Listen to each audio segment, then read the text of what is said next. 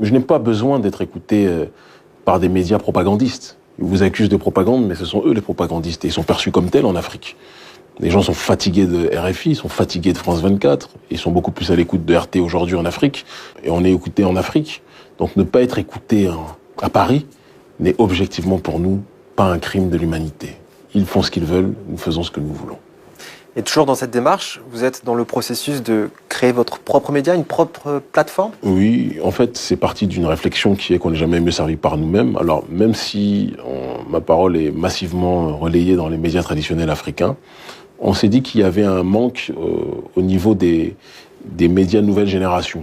Et j'ai décidé, depuis un certain nombre de temps, après ma longue expérience dans les médias traditionnels africains, j'ai commencé à Al2S TV il y a 9 ans de cela maintenant, comme chroniqueur géopolitique. J'ai été directeur de Afrique Média au Tchad. J'ai travaillé à Vox Africa et j'ai décidé de créer un média qui s'appuie un petit peu sur cette logique-là des réseaux sociaux, qui s'appelle AR, Afrique Résurrection, et qui recrute les meilleurs vidéastes afro, les meilleurs intervenants des médias réseaux sociaux africains, qui donne une nouvelle grille de lecture un petit peu du paysage africain et de sa diaspora, et qui informe par nous-mêmes pour nous-mêmes, parce qu'on n'est jamais mieux servi que par nous-mêmes. Et donc ça commencera le 7 novembre, d'accord ?